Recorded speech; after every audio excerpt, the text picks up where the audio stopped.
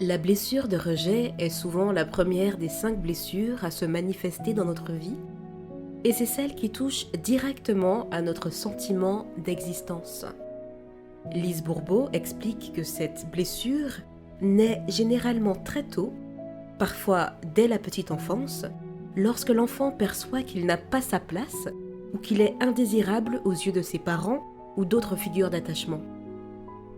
Cette blessure entraîne chez l'adulte une peur profonde du rejet qui se manifeste par un comportement d'évitement ou de fuite.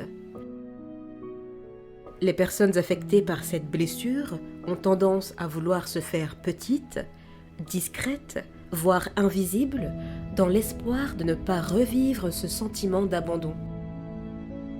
Pour guérir la blessure de rejet, il est essentiel de se reconnecter à son être profond et d'accepter sa vulnérabilité.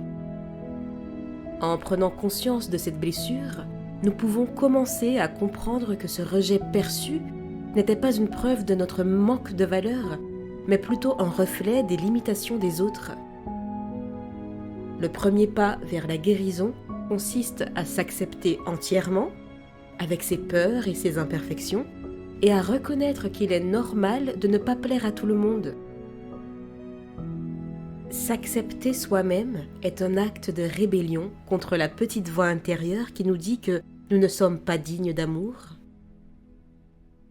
Il est fondamental de s'autoriser à être vu et entendu, de retrouver sa place dans le monde et de se réconcilier avec ce besoin de reconnaissance que nous avons refoulé. Par cet acte d'amour envers soi-même, nous brisons le cycle de rejet et nous nous offrons la possibilité de construire des relations plus saines et authentiques avec les autres. Je vous dis à bientôt pour un nouvel audio de Des mots sur des mots.